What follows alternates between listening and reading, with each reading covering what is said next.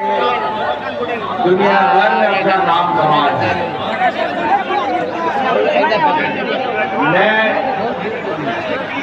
शांत हो जाए फिर वक्ता सुना जाए।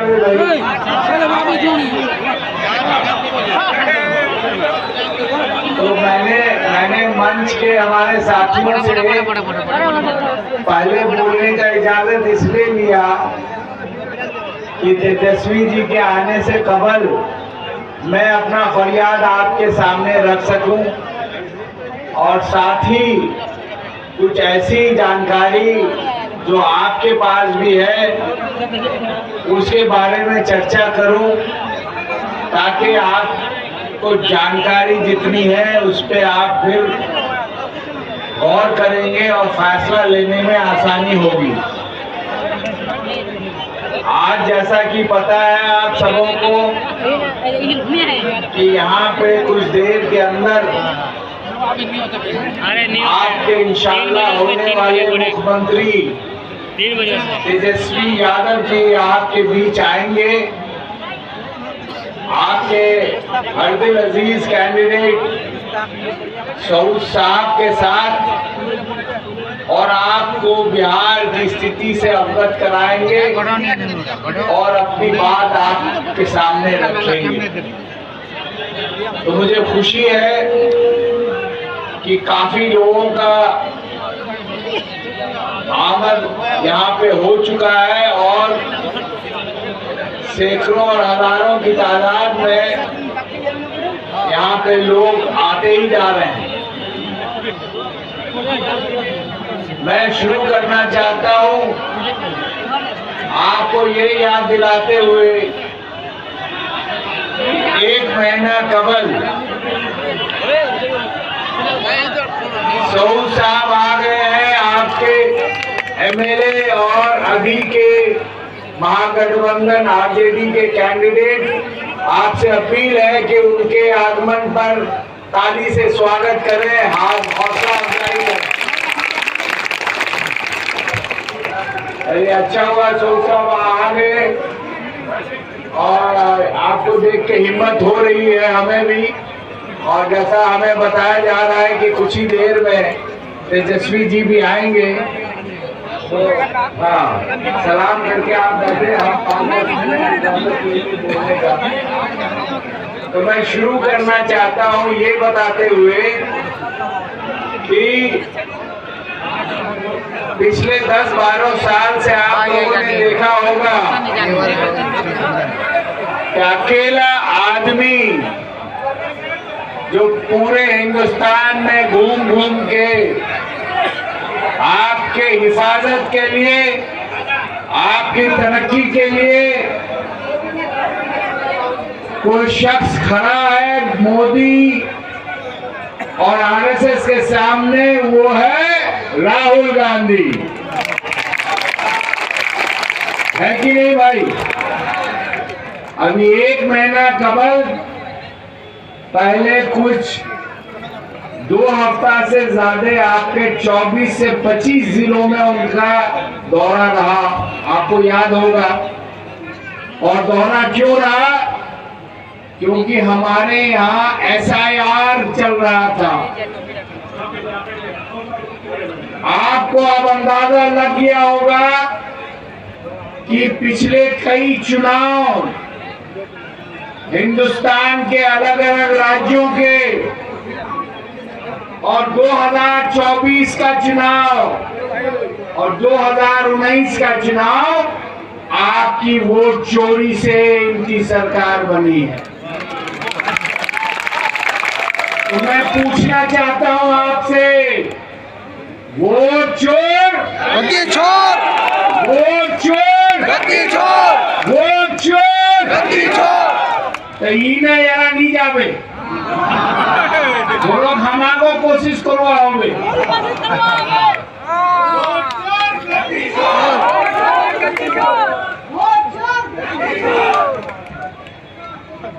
तो जब मोदी जी ने देखा कि बिहार लोग ला वोट दिवे नहीं आ, तो जिस तरह उन्होंने हरियाणा में, दिल्ली में, मध्य प्रदेश में, महाराष्ट्र में और अनगिनत राज्यों में और पार्लियामेंट में चोरी करके सरकार बनाई है, तो बिहार में भी इन्होंने वही फैसला किया है और शुरुआत यहाँ पे एसआईआर लागू करके किया है। उस एसआईआर में जिसमें से लगभग 8 से 10% लोगों का वोट से नाम निकाल दिया। 65 लाख लोगों का नाम निकाला है। आपके जिले में लगभग 1 लाख लोगों का अभी भी नाम जुड़ा हुआ नहीं है। इसमें से कुछ जायज भी है, कुछ लोगों का इंतकाल हो गया है, कुछ लोग ठाकुरगंज छोड़ के किशनगंज में अपना वोटर आईडी कार्ड बना दिए हैं, कुछ लोग कहीं और बनाए होंगे, कुछ लोग बंगाल में बनाए होंगे, लेकिन उनकी संख्या जो है बहुत कम है। अब आप बताइए, हिंदुस्तान में अगर साल में 80 से 85 लाख लोगों का इंतकाल होता है, तो 6 महीने में बिहार जिसकी आबादी 10% से कम है, वहां कितना मरना चाहिए? 3 से 4 लाख लोग। लेकिन बिहार ने 22 लाख लोगों को मृतक बता दिया, 7 गुना से ज्यादा। और वही नहीं, अभी राहुल गांधी जी ने बताया कल कि हरियाणा में 25 लाख से ज्यादा लोगों का वोट की गबन किया है इन लोगों ने। और वहां हार जीत कितने की हुई? सिर्फ 1,11,000 या 14,000 में। 1,10,11,000 का फर्क था और 25 लाख से ज्यादा का वोट का गबन किया। इसका मतलब क्या है कि कम से कम 24 लाख लोगों वोट से वो हारते। इसका मतलब क्या है कि 90 एमएलए में 80 एमएलए आपका कांग्रेस का वहां होता। इसी तरह की चोरी किया है इन लोगों ने और इसी तरह का चोरी यहां भी करना चाहते हैं। उसके अलावा एक फोटो देखा होगा एक महिला का, पता है वो कहाँ की है महिला? ब्राजील। यहाँ से 10,000 किलोमीटर से दूर। मतलब पता आला 12 बजे रात हो गए, भोपाल में 2 बजे रात हो गए, हताखन दूर। और एक मर्तबा नहीं, जैसा बताया गया 20 या 22 मर्तबा उसके नाम से वोट पड़ा है। तो मेरा यहाँ पे आने का मकसद वोट मांगना तो खैर है ही है, मेरा मकसद ये भी है कि आपको हम बताएं कि अपने घर का बूथ में किसी का नाम छूटा तो नहीं है, किसी का नाम आपके बूथ में गलत तरीके से तो नहीं डाल दिया गया है जो हर जगह हो रहा है।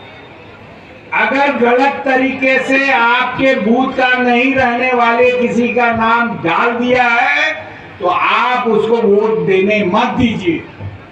अगर आपने वोट दिया देने उसको, तब आप भले जितना वोट लेके आ जाए, रिजल्ट जो चाहेंगे वो रिजल्ट नहीं आएगा। इसीलिए ये मैं विनती करना चाहता हूं कि इसको बहुत गंभीरता से लें। और मैं कैंडिडेट साहब और जितने भी हमारे यहाँ पे कार्यकर्ता और लीडरान हैं, उनसे मैं अपील करना चाहता हूँ कि जिस बूथ पे जिस को आप रखें, मजबूत आदमी को रखें जो पंचायत का या बूथ का हर आदमी को जाने, शक्ल से जाने, नाम से जाने, ताकि ये गड़बड़ी हम नहीं होने दें। और यही नहीं, बक्सा में कितने महिला और कितने पुरुष का वोट दबा है, उसकी फोटो लेके दस्तखत करा के आप कैंडिडेट को भेजें, प्रशासन को भेजें, ताकि उनमें खौफ हो। अगर वो सही मायने में यहाँ इलेक्शन कराएंगे तो आप यकीन मानिए 243 में से 200 इंडिया गठबंधन की सीटें आएगी। और इसीलिए राहुल गांधी जी ने 2 हफ्ते से ज्यादा करोड़ों लोगों से अपील की और बताया, जिसका नतीजा ये हुआ कि जहां 65 लाख वोट कटे थे वो घट के 60 लाख हुए। अब 5 लाख जो लोग जुड़े हैं तो आप बताइए, कोई गारंटी है कि वो कांग्रेस को वोट देगा या आरजेडी को देगा? वो तो जिसकी मर्जी जहां देगा। हम लोग यहाँ बैठे हैं, कोई कांग्रेस को देगा, कोई किसी और को देगा, कोई किसी और को देगा। कोई आपका वोट छीन सकता है क्या? जबरदस्ती कर सकता है क्या? कांग्रेस और हमारे नेता राहुल जी और खड़गे जी का ये मानना है कि अगर जो सबसे बड़ी ताकत संविधान ने हिंदुस्तानियों को दिया है वो एक आदमी एक वोट, प्रधानमंत्री का भी गिनती एक ही वोट में आएगा, हमारा भी एक ही में आएगा, हमारे सऊद साहब का भी वोट पड़ेगा तो एक तो मिलेगा। चाहे उनके यहाँ का जो ड्राइवर साहब हो या खेत में मजदूरी कर रहे होंगे, उनका भी वोट की कीमत एक ही होगी। तो ये एक अकेली चीज है जो हम लोग को सुनिश्चित करता है कि हर हिंदुस्तान का नागरिक बराबर का हिस्सेदार है। कोई अमीर है, कोई गरीब है, कोई पूंजीपति है, कोई किसान है, हो सकता है, लेकिन बराबरी का अगर हक का सबूत है तो वह है वोट। गलत दोनों की सही थी ना? तो जिस नीयत से राहुल गांधी आपके बीच 2 हफ्ते से ज्यादा का यात्रा किए आपकी चिंता में, तो क्या ये हमारा फर्ज नहीं बनता कि जायज वोट जिसकी मर्जी जहां देना चाहे वो पड़े, वोट की चोरी नहीं हो, जायज मांग है ना? तो इसीलिए ये बुनियादी बात है। दूसरा, हम आपसे पूछना चाहते हैं कि आपका वोट किस तरफ जाएगा? जो आपकी चिंता करता है, जो आपके लिए लड़ता है, जो अकेला हर वक्त इस आरएसएस और इस बीजेपी का मुकाबला करता है, उस राहुल गांधी को आप वोट देना चाहते हैं या मोदी जी को वोट देना चाहते हैं जो आपकी जमीन छीन रही है, आपका रोजगार छीन रही है, आपका सुकून छीन रही है? आज शायद ही हिंदुस्तान में कोई एक तबका होगा जो खुशहाल होगा। कोई ऐसा इलाका नहीं है, कोई ऐसा समाज नहीं है जो आज परेशान हाल नहीं है। तो क्या भाई आप राहुल गांधी को प्रधानमंत्री बनाना चाहते हैं? बनाना चाहते हैं ना? तो उसका पहला कदम ये है कि आपको 11 तारीख को सऊद साहब को एमएलए बनाना होगा। बगल में बहादुरगंज में प्रोफेसर मुसम्मिर साहब को एमएलए बनाना होगा, कांग्रेस के कैंडिडेट को। उसके बगल में किशनगंज है, आपके बगल में, वहाँ कांग्रेस के कमरुल हुदा को एमएलए बनाना होगा। और कोचा दामन में मास्टर साहब को एमएलए बनाना होगा। तब आपकी सरकार तेजस्वी की बनेगी। और अगर तेजस्वी साहब की सरकार आपने बनाई तो इसका मतलब 2 है। एक तो तेजस्वी साहब आपके मुख्यमंत्री होंगे और दूसरा प्रधानमंत्री का रास्ता साफ हो जाएगा। दोस्तों बुजुर्गों, मी 8 इलेक्शन लड़ू, 8 इलेक्शन में 4 इलेक्शन हम ठाकुरगंज विधानसभा से लड़े, 2 हारे, 2 आपने जिताया। उसके बाद पार्लियामेंट में जिसमें आपका भी हिस्सेदारी है, 2 लड़े, दोनों में आपने जिताया। पुन्ना लोटा चाहता है ना? हमारा हारना या जीतना कभी भेदभाव कोई कभी भी किसी से बदसलूकी किया? हमारे वालिद मरहूम भी यहाँ से 8 मरतबा लड़े थे। मोहम्मद हुसैन आजाद, नांदा याद से ना भूले गए में 8 मरतबा में 2 बार हारे और 6 मरतबा आपने जिताया। उन्होंने कभी कभी किसी कैंडिडेट के खिलाफ कुछ नहीं बोला। और आज हमारे यहाँ मेहमानी खाने आते हैं 5 साल में एक बार, नहीं 2 बार। एक असेंबली तो अच्छा है, एक पार्लियामेंट तो अच्छा है। बहुत बहुत सुनहरे सपने दिखा के जाते हैं कि हम कौमें मिलने तक की में आज की पहुंचे।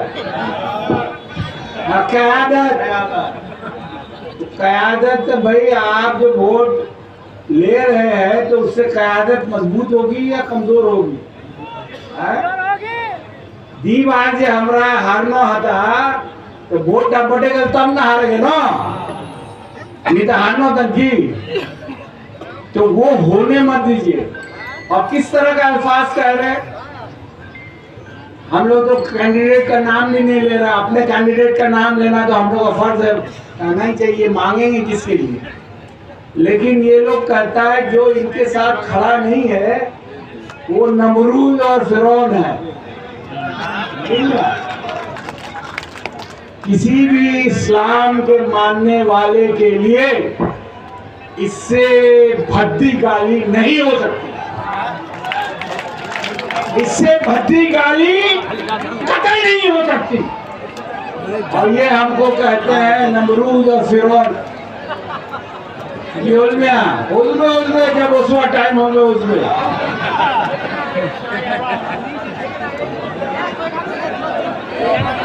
तो मैं आपसे पूछना चाहता हूं,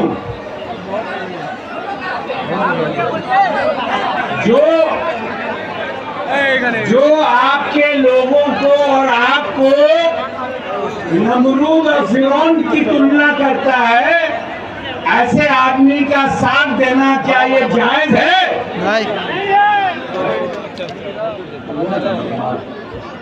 जायज है मियां?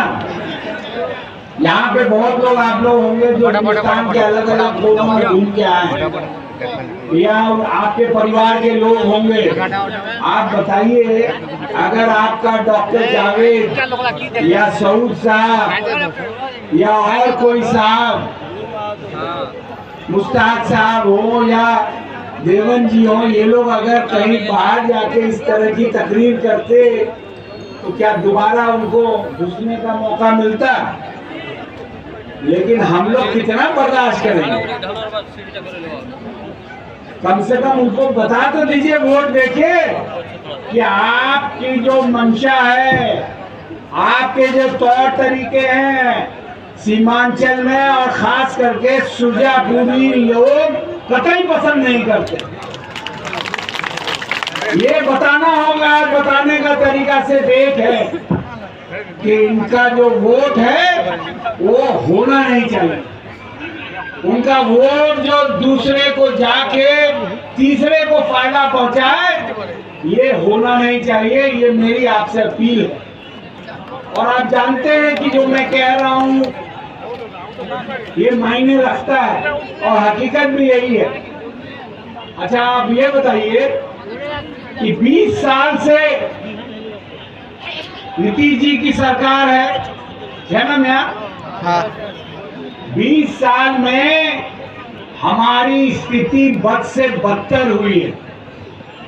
आप 2005 तक का दौर याद कीजिए, शायद ही हमारे इलाके से किसी को बाहर मजदूरी के लिए जाने की जरूरत पड़ती। ये मैं गलत बोल चुकी? आज से 20 साल पहले हमारे यहाँ लोग मजदूरी करने आया करते थे।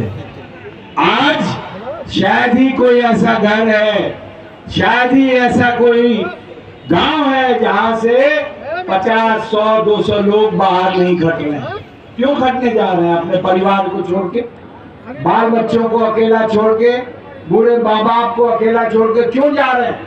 क्योंकि यहाँ रोजगार का साधन नहीं है, जिसके वजह से हमें मजबूरी में जा रहा है।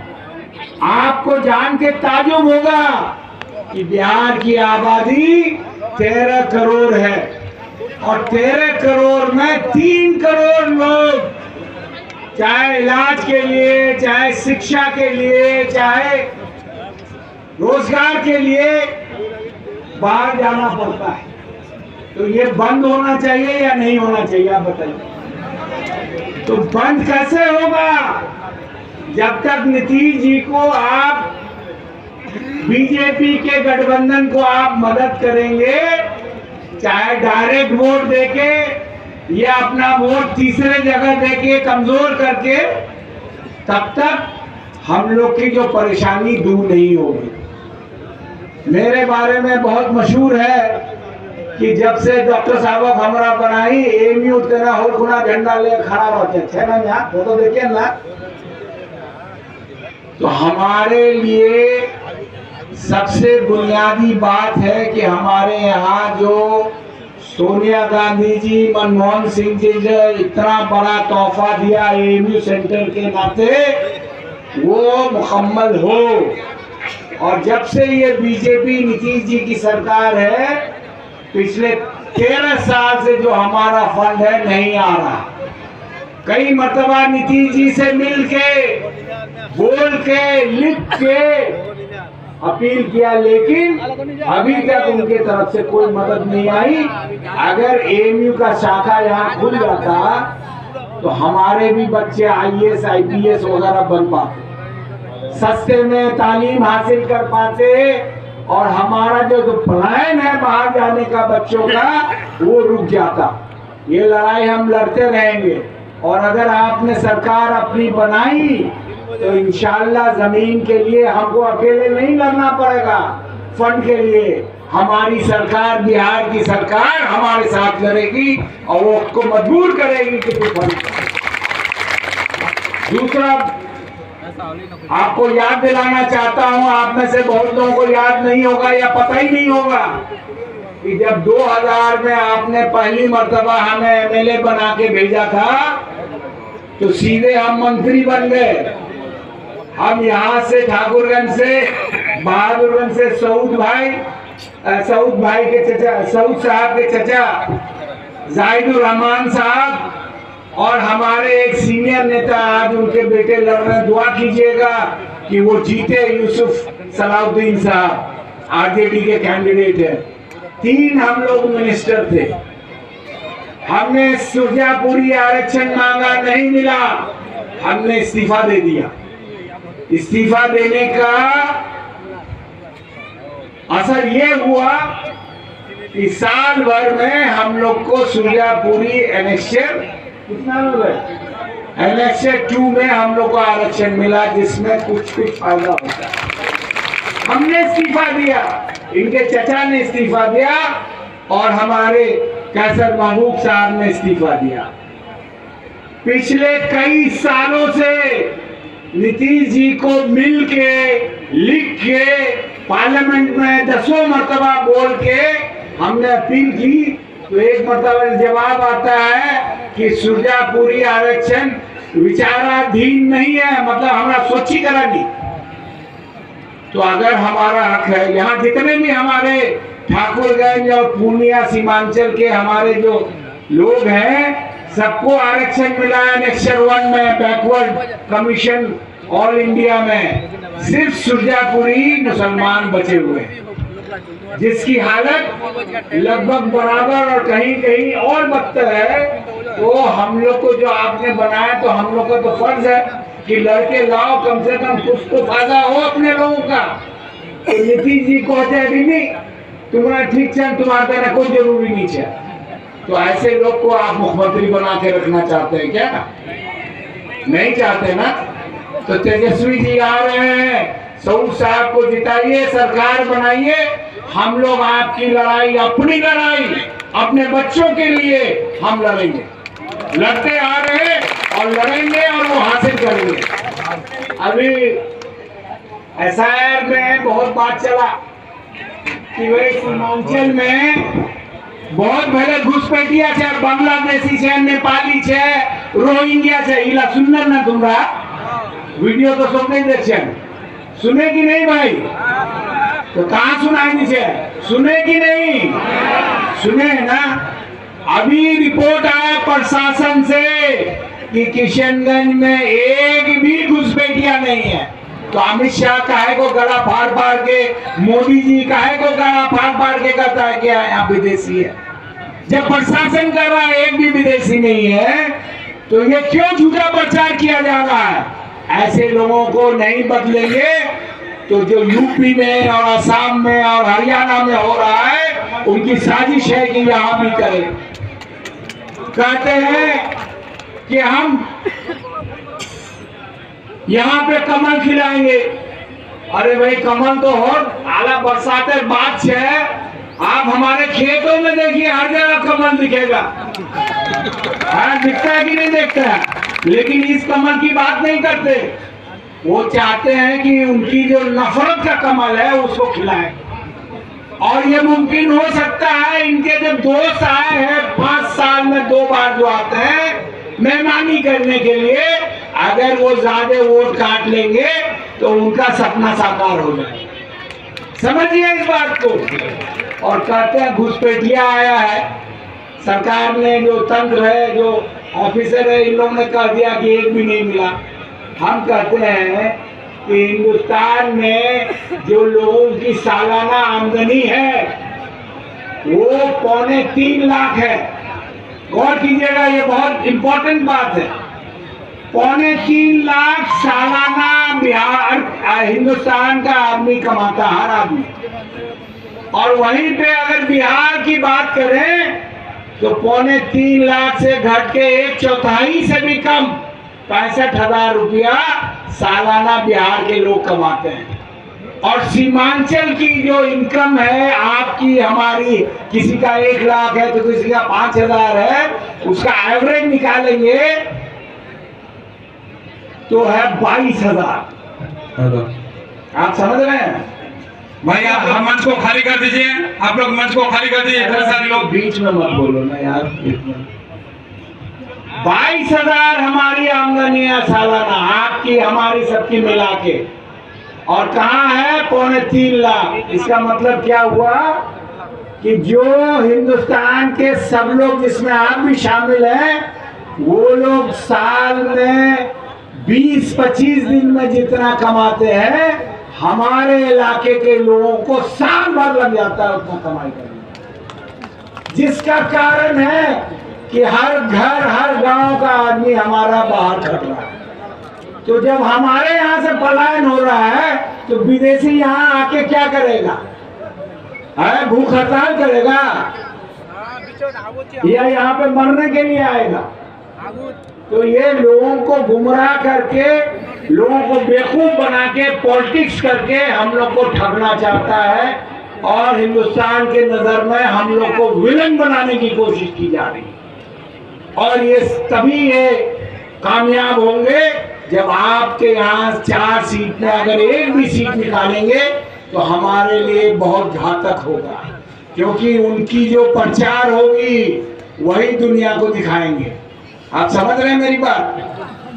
जैसे मोदी जी अगर 10टा गप पहुंचे तो 10.5 झूठे बोल जी ना, गलत बोलू, कभी भी सच नहीं बोला होगा उस शख्स ने। ये दुर्भाग्य है हिंदुस्तान का कि आज हमारे वो प्रधानमंत्री हैं। आप तो पता चल गया है कैसे प्रधानमंत्री बना, ये बताइए आप। कैसे प्रधानमंत्री बोले? वोट चोरी करके बना ना, तो वोट चोर और नहीं छोड़ोगे तो हम छोड़वाएंगे। हिंदुस्तान की जनता छोड़वाएगी और इंशाल्लाह शुरुआत ठाकुरगंज की जनता से होगी। मेरे ख्याल से मैं बहुत बोल चुका हूँ।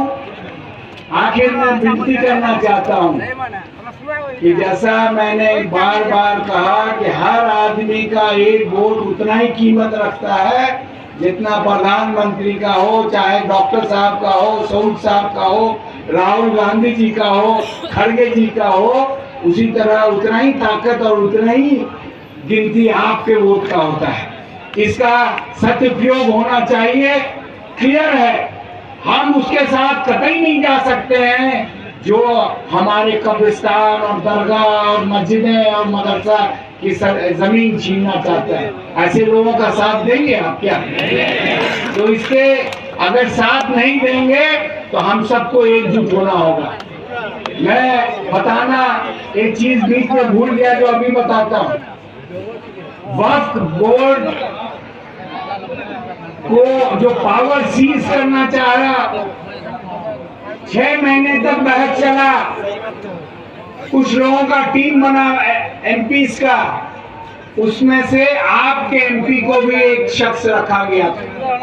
6 महीना तक हम लोगों ने डिबेट किया। वो 6 महीना मेरी जिंदगी का सबसे तकलीफ दे दी, क्योंकि जो हमारे पूर्वजों से के दान की जमीनें हैं ये पूंजीपति को बांट देना चाहता है। हर जगह फसाद लगवाना चाहता है। और मुझे अफसोस है कि नीतीश जी और कहा कि भाई आंध्र प्रदेश के नायडू जी ने बीजेपी का समर्थन दिया। हमारे और आपके सीना पे खंजर भोंका है। हम कतई इन लोगों को वोट नहीं दे सकते। आप दे सकते हैं क्या? उन लोगों ने अगर हमारा समर्थन किया होता, हमारी जमीन रोकने के पक्ष में हमारे साथ खड़े रहते, तो ये काला कानून कतई पास नहीं होता। आपको मैं सुना दूं कि आजकल बहुत मजहब की बात होती है। मजहब अपनी जगह है, बहुत अहम है, लेकिन साथ साथ इंसानियत भी उतनी अहम है। जब वोट हुआ वक्त का, तो 232 लोकसभा के एमपी ने इसका खिलाफ किया। और कीजिएगा, 232 एमपी। और लोकसभा में कितने मुसलमान एमपी हैं? सिर्फ 24। गौर कीजिए, 232 एमपी ने आपका साथ दिया, जिसमें से सिर्फ 24 मुसलमान एमपी। इसका मतलब क्या हुआ? 208 गैर मुस्लिम एमपी ने आपका साथ दिया। तो ये मुल्क हिंदू मुस्लिम में नहीं ज्यादा मानता, इसीलिए मोदी अब हिंदू मुस्लिम कम बोलता है। अब घुसपैठिया वाला भाषण यहाँ निकाला है, जो प्रशासन ने कह दिया कि किशनगंज में एक भी घुसपैठिया नहीं। कल ही अखबार में हमने पढ़ा। तो फिर से मैं वही अपील करता हूँ कि मेहरबानी करके ठाकुरगंज में सऊद साहब को दोबारा मौका दीजिए। इस 5 सालों में हम लोगों ने मिलकर बहुत काम किया। नेशनल हाईवे, रेलवे, सबसे ज्यादा सड़क, सबसे ज्यादा पुल। और जो थोड़ी बहुत कमी, हम लोग भी इंसान है भाई, कमी होता है। भीड़ भाड़ में किसी पे नजर नहीं पड़ पाती तो सलाम नहीं कर पाते हैं। तो इसका ये मतलब नहीं है कि भाई आपको नजरअंदाज किया। अब आपको नजरअंदाज करना होगा, आपको नजरअंदाज करना होगा इंसानी अगर कुछ भूल हो जाए। और मौका दीजिए। आपने मुझे बहुत बार मौका दिया। मौका देने का मतलब ये हुआ कि ये जो बोलता है आके मेहमान कि हम लोग मुसलमान जो है दस्तरखान बिछाते हैं। आप जानते हैं कांग्रेस ने, ये उप मुख्यमंत्री की बात करते हैं, कांग्रेस ने अब्दुल गफूर को यहाँ पे मुख्यमंत्री बनाया। उस लायक थे तो उनको बनाया, हर मजहब के लोगों को बनाया, जो जो लायक था उसको बनाया। आपके एमपी को जो सबसे अहम 2 कमेटी है उसमें रखा। एक है कमेटी वो जो पूरे हिंदुस्तान में एमएलए एमपी कौन कौन लड़ेगा उसमें उसका दस्तखत होता। इससे बड़ा कोई पार्टी में पोस्ट नहीं होता। दूसरा है कि लोकसभा में सचेतक बनाया। सचेतक तय करेगा कि कौन एमपी, कौन नेता, चाहे वो भूतपूर्व मुख्यमंत्री क्यों ना हो, उसको बोलने का मौका मिलेगा या नहीं मिलेगा। उसको 5 मिनट का समय मिलेगा या 2 मिनट का समय मिलेगा। इससे बड़ा कोई ओहदा हो सकता है क्या? काम कर देगा आप और कहता है कि दस्तरखान बिछाने के लिए है। शाम हो जाएगा। तो ये गलत फहमी आप लोगों में फैला रहा है, इससे सचेत कराना चाहिए। और आखिर में और बार बार मैं आपसे अपील करना चाहता हूं कि सरकार या तो नीतीश जी और बीजेपी और मोदी जी की बनेगी या नहीं तो कांग्रेस और आरजेडी की बनेगी। खुदा के वास्ते अपना वोट जाया मत कीजिए। आपको जहां देना है आप दीजिएगा, कोई आपका वोट छीन नहीं सकता। लेकिन एक तरफ रहिए जिधर भी रहना चाहते हैं। बहुत बहुत शुक्रिया। जय हिंद, खुदा हाफिज। आइए अब कार्यक्रम को आगे बढ़ाते हुए